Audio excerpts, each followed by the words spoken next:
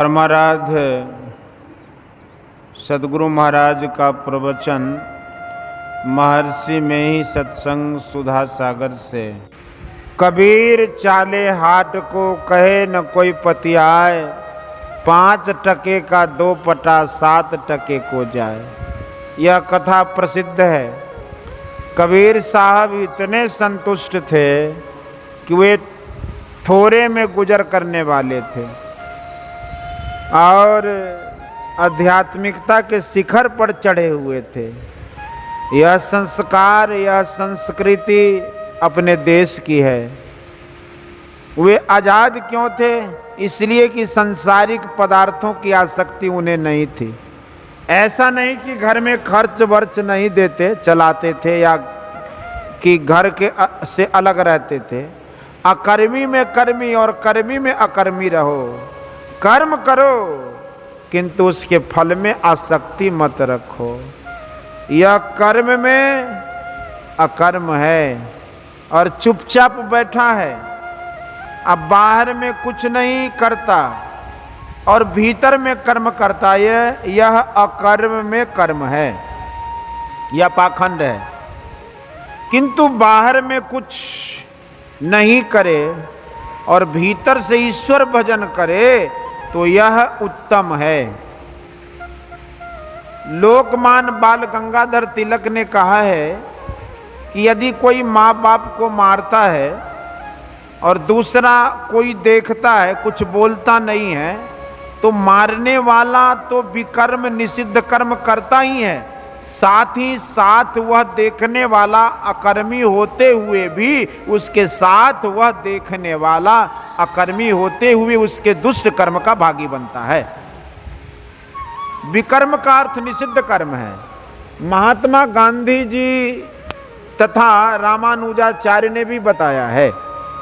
इससे विपरीत अर्थ कोई करे तो मानने योग्य नहीं है।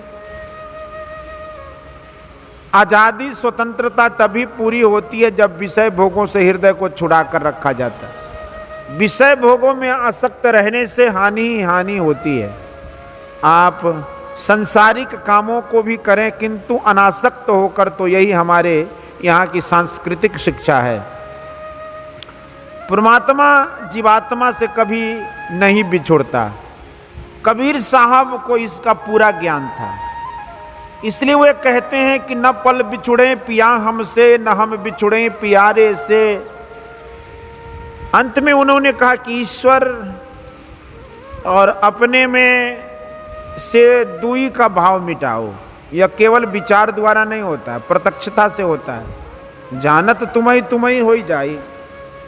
समष्टि रूप में परमात्मा और व्यष्टि रूप में जीवात्मा है, दोनों मिले ही रहते, किंतु जीव को यह ज्ञान नहीं होता। जब वह ध्यान करता है तब उसकी प्रत्यक्षता होती है और द्वैत भाव मिटता है। आपकी परिषद सदा कायम रहे और आध्यात्मिक पुस्तकालय भी हो।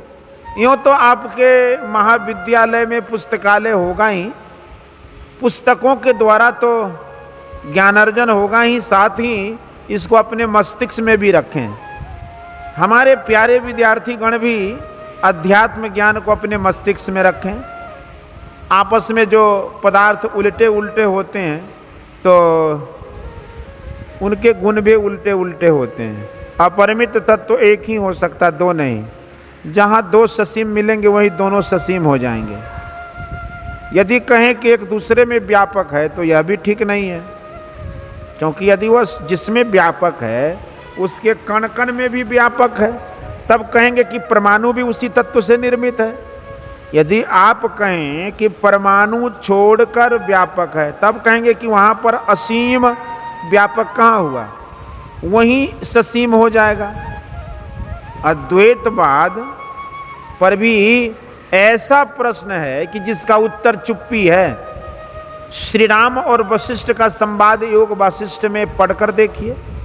वहां श्री राम प्रश्न करते हैं तो वशिष्ठ जी कुछ उत्तर नहीं देते, चुप रहते हैं।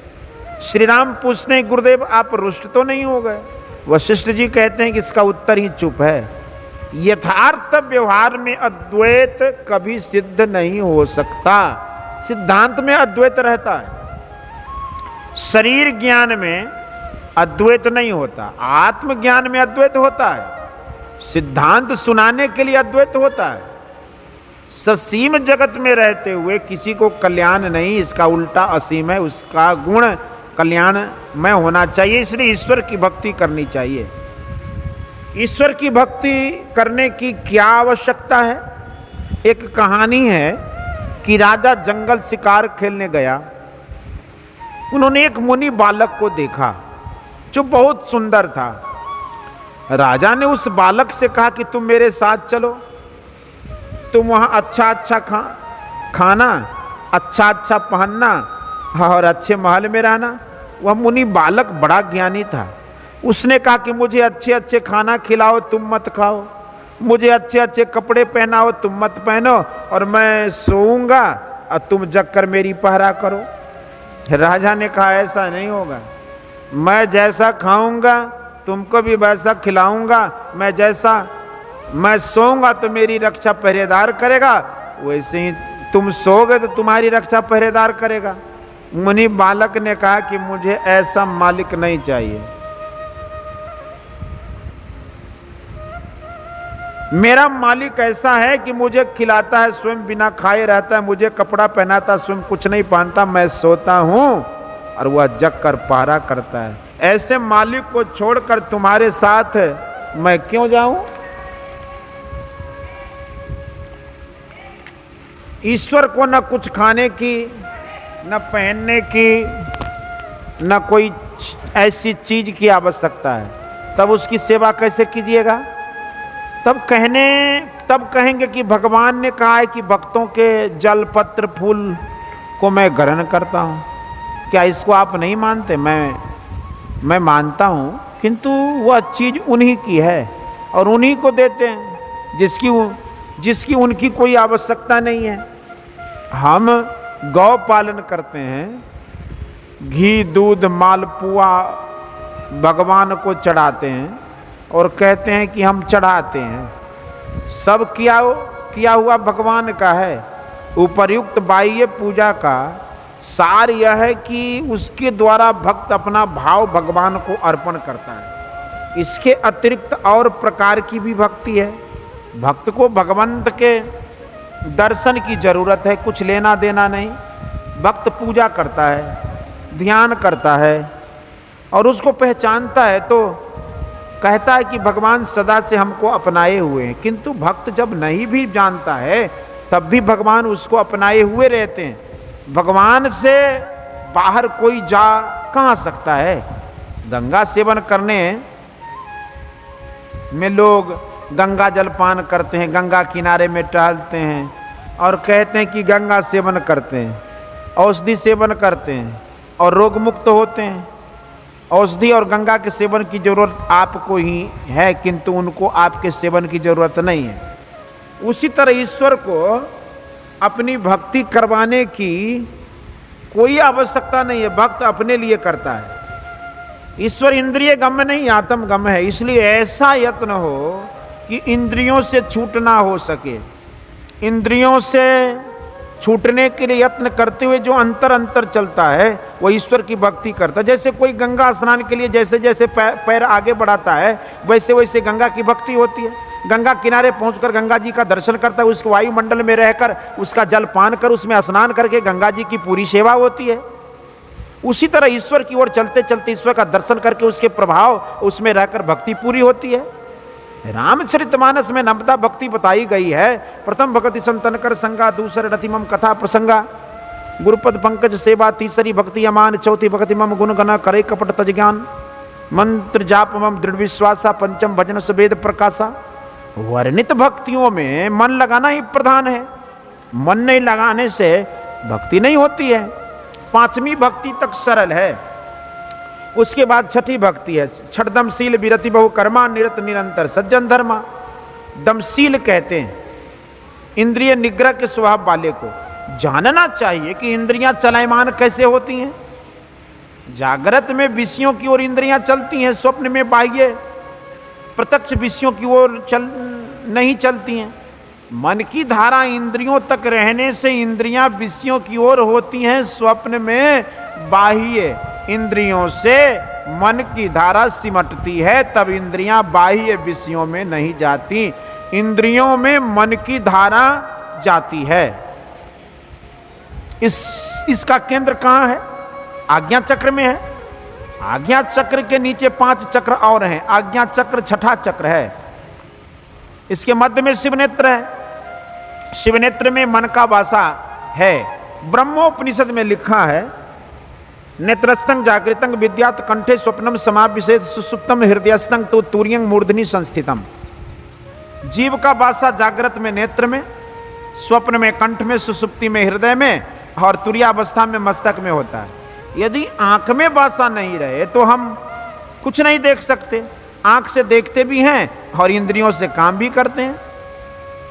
तंद्रावस्था में शक्ति भीतर में सिमटती है और धीरे धीरे स्वप्न में चली जाती है। बाहर की इंद्रियां निश्चेष्ट हो जाती हैं। स्वप्न में कभी कभी मुंह से भी बोल देते हैं, किंतु उसका ज्ञान आपको नहीं होता। स्वर आप बोल सकते हैं, किंतु व्यंजन बिना स्वर के नहीं बोला जा सकेगा। कंठ स्वर का स्थान, इसलिए स्वप्न में कंठ में रहते हैं। उसके बाद सुसुप्ति में हृदय में चले जाते हैं, वहां स्वर नहीं है, व्यंजन है, इसलिए वहां कुछ बोल नहीं सकते। यहाँ 12 दल कमल का होना बताया जाता है। कंठ में 16 दल कमल है। एक एक अक्षर के स्थान को कमल का एक एक दल कहते हैं। जागृत में आंख में, स्वप्न में कंठ में और सुसुप्ति में हृदय में वासा होता है। तुर्य में मूर्धा में वासा होता है। इंद्रियों को काबू में लाने के लिए आपको क्या करना चाहिए? आंख से नीचे रोज उतरते हैं, किंतु इंद्रियां काबू नहीं होती। इसलिए इसके उल्टे अर्थात आंख के ऊपर जाइए। ख्याल से आंख के ऊपर जाना नहीं होगा। इसके लिए युक्ति है। युक्ति से अपने को आज्ञा चक्र में स्थिर रखिए। जब आप गुरु के द्वारा बताई गई युक्ति से बिंदु विशेष पर दृष्टि धारों को समेट लेंगे, तब मन का पूरा सिमटाव हो जाएगा। जब मन का पूरा सिमटाव हो जाएगा तो अनिवार्य रूप से उसकी ऊर्ध्वगति होगी। ऊपर होने से आप मूर्धा में होंगे, तब आपको बाह्य इंद्रियों के ज्ञान से छुट्टी मिलेगी। जैसे स्थूल शरीर में रहते हो आप, बाहर संसार के स्थूल जगत पर विचरते हैं, उसी तरह पिंडस्थ सूक्ष्म शरीर में रहकर आप सूक्ष्म जगत में विचरिएगा। यह है ब्रह्मांड में प्रवेश करना। इसका विशेष अभ्यास करने पर इंद्रियों पर काबू होगा। आप तो अंतर में रहेंगे, बाहर की इंद्रियां निश्चेष्ट हो रहेंगी। इसी को कहा है कि अपने अंदर में स्थिर होने पर गति होती है। बैठे ने रास्ता काटा, चलते ने बाट न पाई, यही छठी भक्ति है। यह दम का साधन है। योग शास्त्र के असली पदार्थ यही हैं। दम के साधन में मन और इंद्रियों का साधन संग संग होता है। शम के साधन में केवल मन का अपने को नैनाकाश के तल पर दृष्टि के प्रयोग से स्थिर करना होगा। दृष्टि के साथ साथ इंद्रियों के भी सभी धारें मिली जुली हैं। जैसे दोनों हाथों से किसी चीज को पकड़ने से समूचे शरीर का बल उस ओर फिर जाता है, उसी तरह दोनों दृष्टियां जहां दृढ़ता पूर्वक स्थिर होगी, स्थिर होकर रहेंगी, समूचे शरीर की चेतन धारा उधर उलट और सिमट जाएगी। मेसमेराइजर लोग दृष्टि का प्रभाव डालकर काम करते हैं। अजगर सांप दृष्टि से दृष्टि लगाकर ही खींचता है। बिजली गिरते देखने से शरीर के चेतन शक्ति खिंच जाती है और वह मर जाता है। इसलिए दृष्टि का साधन अच्छी तरह होना चाहिए। सातवीं भक्ति के लिए आंतरिक नाद का अभ्यास करो। वह ब्रह्म ध्वनि है, वहां केवल मन ही लगता है और जाता है। बाहरी इंद्रियां न लगती है और न जाती है। नाद साधन में बड़ी शांति आती है और चंचलता दूर होती है। नास्ति नदात परो मंत्रो न देव स्वात्मना नानु संदेह परा पूजा न ही तृप्ते परम सुखम। नाद से बढ़कर कोई मंत्र नहीं है। अपनी आत्मा से बढ़कर कोई देवता है। नाद व ब्रह्म की अनुसंधि अन्वेषण व खोज से बढ़कर कोई पूजा नहीं है, तथा तृप्ति से बढ़कर कोई सुख नहीं है। न नाद सदृशोलय शिव संहिता नाद बिंदु उपनिषद में है कि मनोमत गजेंद्रस्य विषयोद्यानी चारिण नियामन समर्थोयम निनादो निशितांकुशः। नादो तरंग सारंग बंधने वागुरायते अनंतरंग समुद्रस्य रोधे बेलायतो पिवा। अर्थात नाद मदांध हाथी रूप चित्त को जो विषयों की आनंद वाटिका में विचरण करता है, रोकने के लिए तीव्र अंकुश का काम करता है। मृग रूपी चित्त को बांधने के लिए नाद जाल का काम करता है।